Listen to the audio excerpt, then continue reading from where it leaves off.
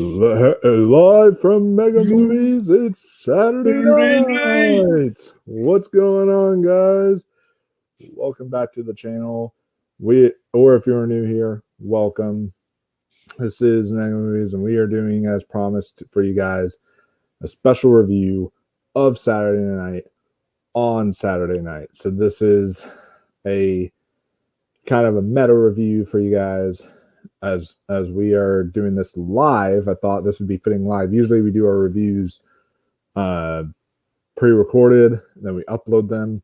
I made the exception this time because I was like, hey, Saturday night live, so let's do a review live, that kind of thing. I'm trying to be as meta with this as possible. So we are here doing a live review for you guys on a Saturday night. So let's see if we botch it, just like sometimes they'll botch the show in really funny ways.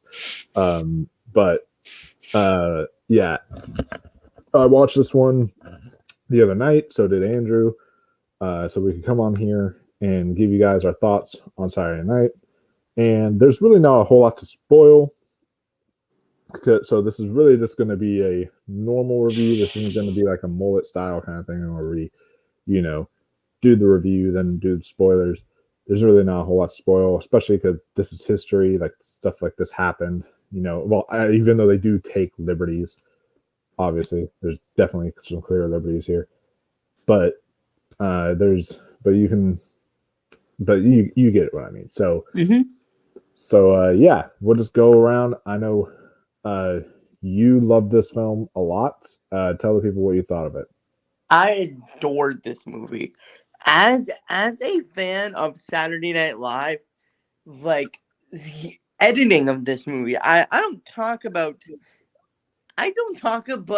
this much, but the editing really, like, this movie should be nominated for best editing, because all of the quick, like, camera motions and all the editorial things made really make you feel like you're feeling rushed. It makes you feel as if you're like in them, like, over here, over there, but it's not in that shaky cam format where it's like, woo, what's going on. It's like that. It's done in a way that everything that's going on, but there's not a lot of time to rest in this movie. It's like that because it is so fast paced, and if you kind of feel like you're stressed out along with them, even though you know how history is gonna turn out, and the performances in this movie were ranged from solid to a spectacular. Like, pretty sad that none of these people. I'm hoping the Golden Globes will show some love to some of these performances, since I would be surprised if any of these guys showed up at the Oscars, only because of how intense this year is. But they should, because they've really captured their character. Like, Chevy Chase in particular, the dude that was playing Chevy Chase felt like Chevy Chase.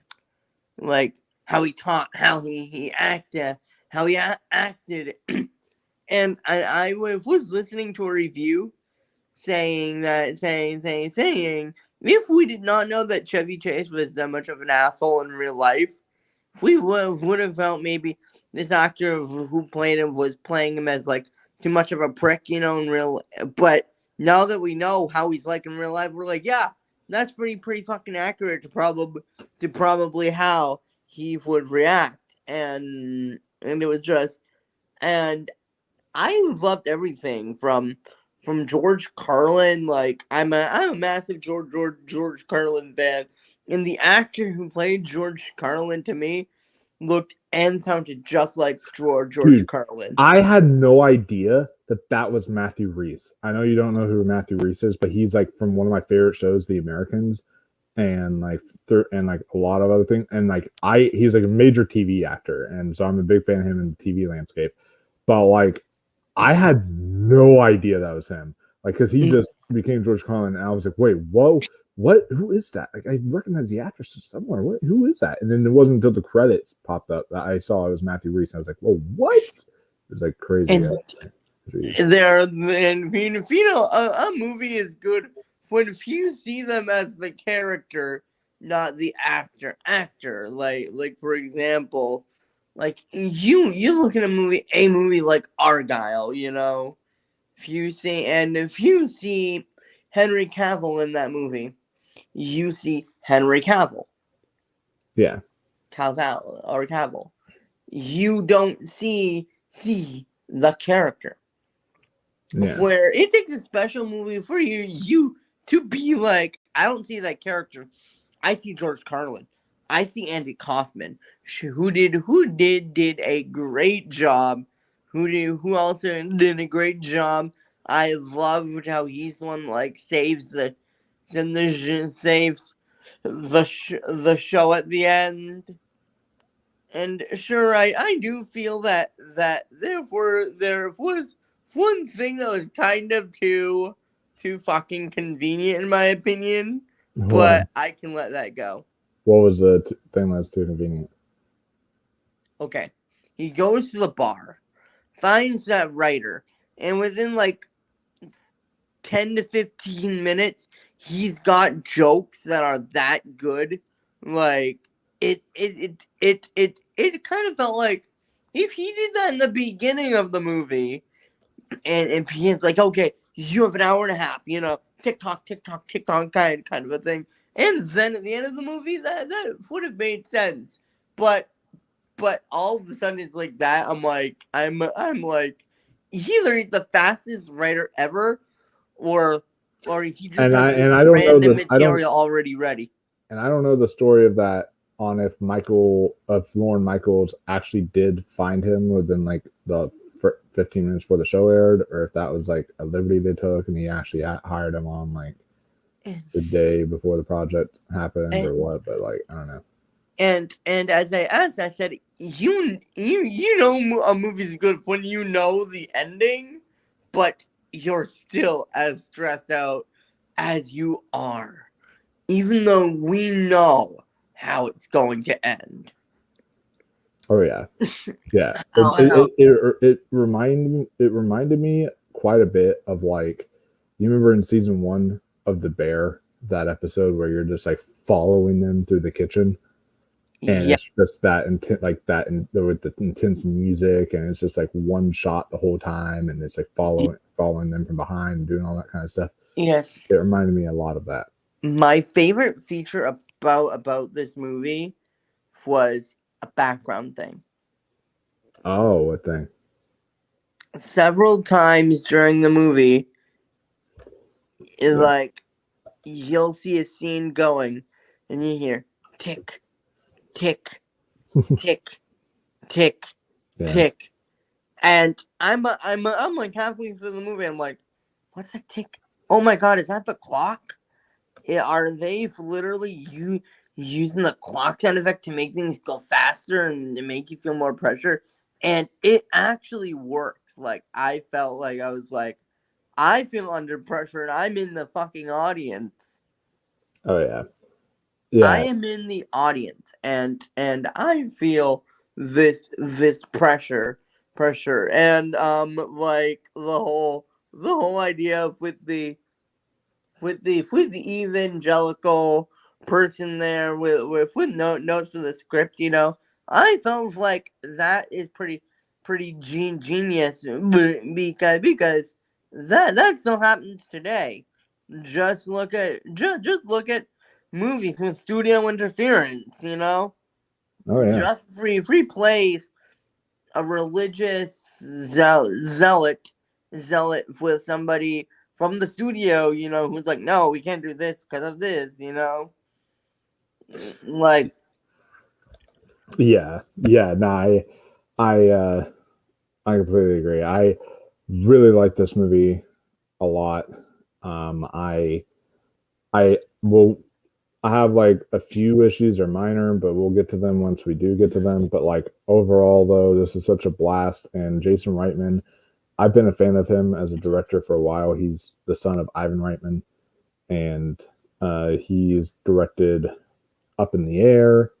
He directed Juno, which might be my favorite of his. Between that and Up in the Air, both of them might be one of them are my favorites. But like, he did Thank You for Smoking, Young Adult. Like, he's done a lot of really good movies. And this one he can just add to his repertoire again as it's another really fun, really good movie with a ensemble cast. I do agree with Brian here who comments. Good to see you, Brian, who says, I haven't seen Saturday Night yet, but here's my early prediction. Saturday Night will be nominated for SAG Ensemble. I could see something like that, where it gets nominated for a SAG Ensemble because the ensemble itself is just so strong. Mm-hmm. So you keep going if you were going. Okay. But no, I was just going to say I could easily see that because this is an ensemble, to quote Chevy Chase. No, this definitely is a ensemble piece, and it's a good one.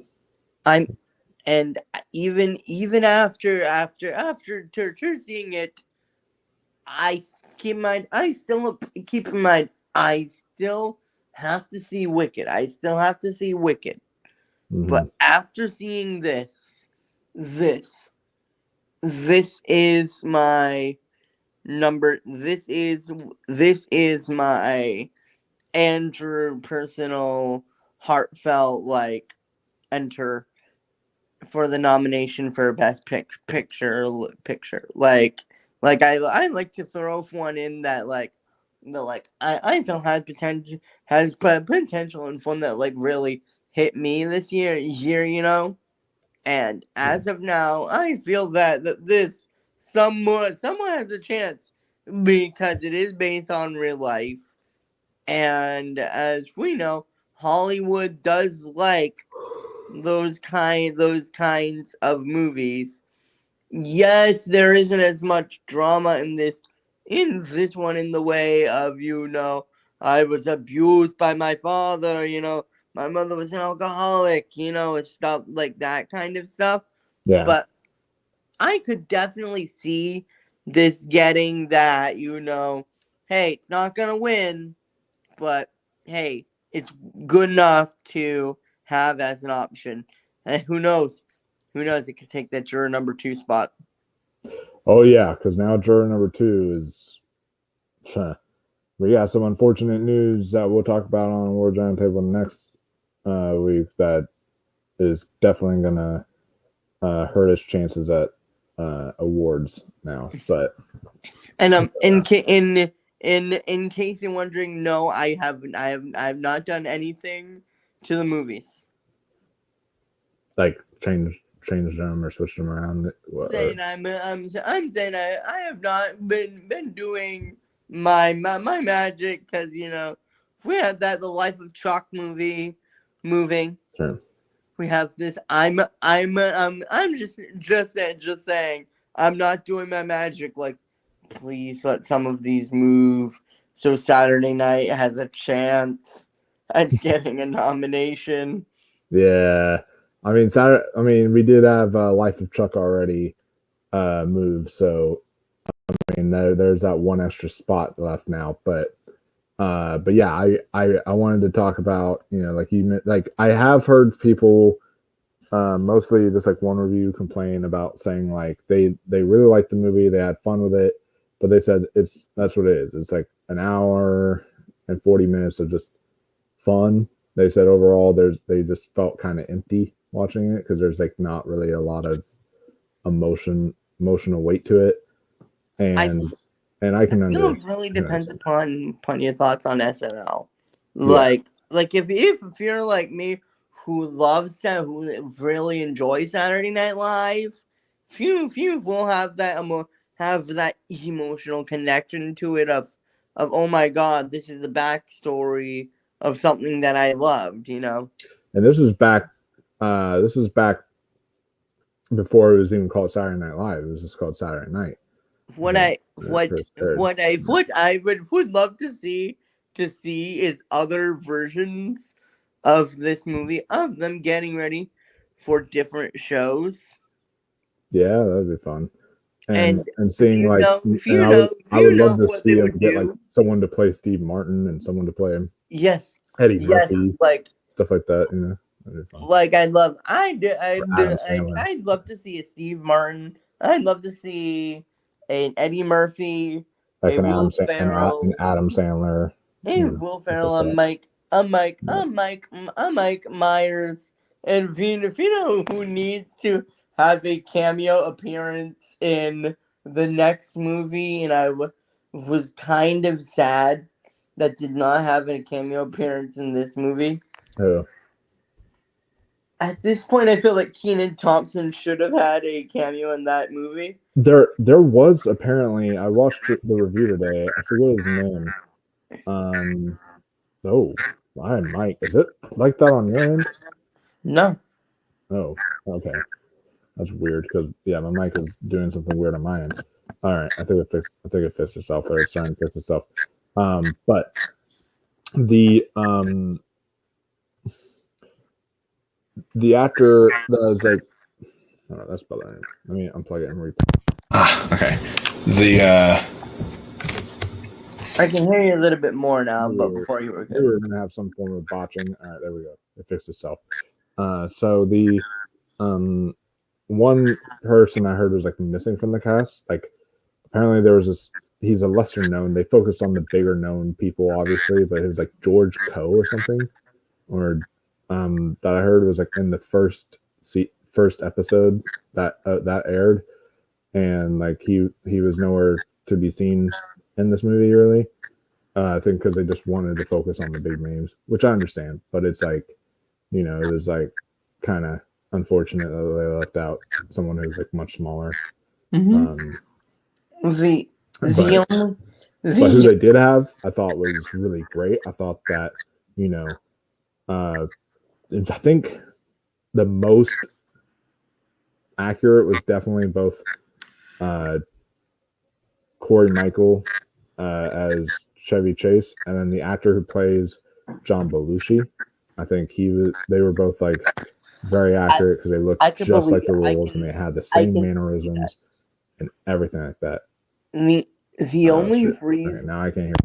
Let me just. I'm gonna unplug it. Let's do it like this way. Cool. The only reason I said Kenan Thompson is for one reason in particular. Why? Are you ready to be shocked? Sure. That man has been on Saturday Night Live for 21 years. Oh, jeez. He has been and probably will be the longest cast member they ever will have. So it kind of feels like, yeah, he should. Yeah, I would love to see if they ever did like other casts. What I would love to see is for them to include him as like in a way or form. He doesn't even need to be a big role. He could have been like the guy, a good guy that would be getting like the cop at the door. You know, who are you? I can't let you in. You know him. Yeah. If that was like Kenan Thompson, I would have been happy. You know, I would have felt. You know, that's a pretty good cameo. You know, it would have been like short and sweet. You know, and a little reference to Kenan Thompson because he's probably my favorite SNL person of all time. I cannot say of all time, but if I was to do like a top 10 like SNL like cast members, he would definitely, I say, be in there. Yeah, I mean he's good on the show. That's for sure. He's definitely my favorite. Like out of how long has the girl been? Kate McKinnon been on there? I thought she left, but she was on there for a while. Yeah. But she left. She began, but yeah. So, like, which you know, it's very sad what happened to Andy Kaufman, where he got like voted off the show live, which was like really sad when people when they did that like poll and they like asked people if he should stay on or be taken off, and he was like voted off of the show, which I've seen an interview that which brings me to my that's actually a good segue to like my couple nitpicks I have. So one of the nitpicks I had with this movie was that I understand they're trying to be a movie, they're trying to be funny and comedic, but like I've seen Andy Kaufman interviews, and Andy Kaufman in real life does not sound like the characters he plays. He's not like, "Oh, you're so fluffy." Oh, he's not doesn't actually talk like that in real life in interviews. That's like all his like persona he puts on. And I mean, I will say that in the sense of a movie like this, it didn't bother me a whole lot because I could see like the Dan Aykroyd that Dylan O'Brien was playing isn't the Dan Aykroyd isn't actually Dan Aykroyd, but that's the persona of Dan Aykroyd that we know. And it's the persona of Chevy Chase that we know. It's the persona of John Belushi. It's the persona of all these characters. So I guess it's like he was trying to play the persona of I feel like the biggest issue, because this is an ensemble cast, yeah, so they needed to do those like quirks to make them stick out, to make people be like, oh yeah, that's the Andy Kaufman character. Oh right, that's the Chevy Chase character. Well, oh, I mean, that's the Dan Aykroyd character. You'd be able to understand it's Andy Kaufman from the little scene he does. Here I come to save the day. And all that stuff. Yeah, and you would know all that stuff. And if you're familiar with it, you definitely would get that. And I thought like at first, I don't know. At first, it was a little jarring, because he didn't really try to change his voice at all or do anything different when he played. Why can't I think of the Jim Henson? There it is. When he played Jim Henson, Nicholas Braun as well. He played both parts. I was like, you could have gotten a different actor for Jim Henson, just because I felt like I heard Nicholas Braun's voice. Like I didn't hear any kind of just like change up or anything, or I didn't feel like it was Jim Henson in there. I felt like it was someone wearing a suit. But with like George Carlin, I felt like that was George Carlin, even though he had the beard, even though he had all that stuff on attached to him. Like I felt like that was him. I didn't feel that way with Jim Henson. Yeah, yes, because like if you watch his first premiere, his first like monologue, he did not have the beard. He did not have that facial hair yet. If you watch his first ever, which I sent you, and I strongly suggest everybody watch, because it is quite funny. Oh yeah, and I think the only other issue is because it's an ensemble, there are some members of the ensemble that I feel get overshadowed, and there's others that overshadow other people. Like the actor, he did a good job voice wise, but I feel like, I guess it's fitting because he wasn't really a part of the first episode. I think he was he was a guest star on the first season, but I don't think he was a part of the first episode. Was Billy Crystal. So I think that's like, I mean, I guess it was fitting to kind of make him be more sidelined, but I felt like he didn't really get as much to do as like other people. And, and the guy that, Paul something, forget his name. The guy that had like the glasses, I forget it too. Paul Simon, that was it. Yeah. He like only had like one or two scenes in this whole movie. Like, so he was barely in here. There's stuff like that where it's like some of the ensemble gets overshadowed and everything like that. So yeah, that would, that's like probably all those would be kind of like my only flaws I have with the film. And overall, though, the rest of it, I really liked a lot. The thing is you really do have to know. I guess it's my only other issue is you really have to know SNL to really fully get all the references. And you have to know like 70s history because you have to know stuff with like the TV guy that J.K. Simmons played. You have to know stuff about all this, and it's like requiring you to know all this stuff to watch it can kind of be a detriment. I feel. But it wasn't confusing. It didn't feel like what's going on. What? You know, it felt like kind of like Deadpool and Wolverine. Like could you watch it without watching Blade? Yes. Without watching Elektra? Yes. Are there certain things you'd miss? Yeah, but yourself would follow the story, get the laughs and understand what is going on. So it didn't feel like if you don't know SNL, you're screwed, kind of a thing. Yeah. So that was good. And like you said, it was very intense, very well done. I thought the score was fantastic from John Batiste. The music, like the way it was like the little jazz music that would keep on playing, and like it would ramp up really fast. It was really good. And like you talked about the sound design, the editing here is flawless. Maybe the best up there with Challengers is like the best editing I've seen this year. There's definitely the script, the screenplay is incredible. There's a lot of really great elements to this. Rachel Sennett, my girl, obsessed with her. She's excellent in here. I had a absolute my second most anticipated movie of the rest of the year, and it nailed it.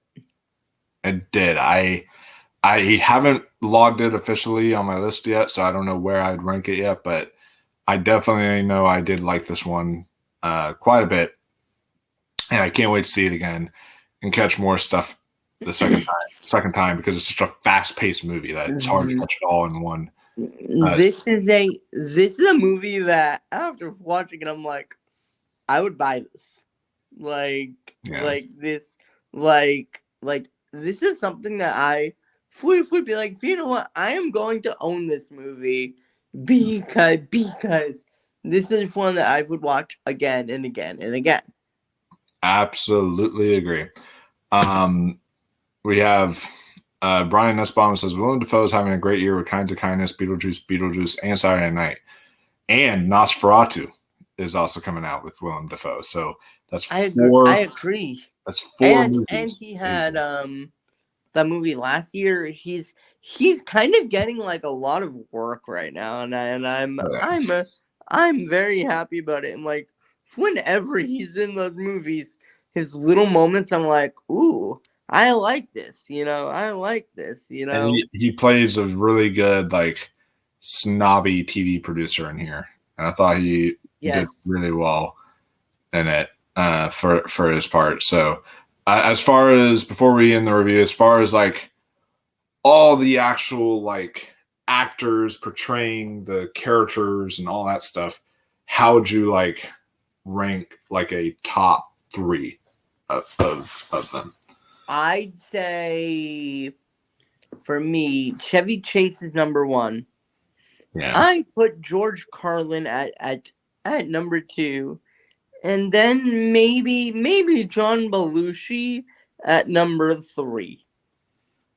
Yeah, I would say, I think I'd have the same top 3, but I do want to give credit where credit's due to Dylan O'Brien as Dan Aykroyd. I thought he was nobody in this movie had it. Oh, that person's phoning it in, Yeah. Kind of like a. The only one I felt was phoning it in a little bit was Nicholas Braun, not as Andy Kaufman, but as Jim Henson, just a little bit. Yeah. I adored this movie. I cannot wait to see it again. And up until Wicked, I can firmly say this is my second favorite movie of the year, in my opinion. Oh yeah. I'm Only behind Inside Out 2, and as me and Michael have come to the conclusion, we feel that Wicked is the only movie that could at this point, for like predictably, dethrone it as number one. probably. I told him that's probably the most realistic kind of a thing. I know for sure this will be in my like top 25. I just have to see where I'd rank it. So, yeah, once I do get that ranked, I'll definitely let you know where it's at. But yeah, that'll do it for our review, guys, of Saturday Night. On Saturday night, have you guys seen the movie Saturday Night? Let us know in the comments below. We'd love to hear your thoughts. Are y'all fans of SNL? Were y'all fans of this? Which, by the way, I just gotta say, the actor who plays Lorne Michaels, which is Gabriel something.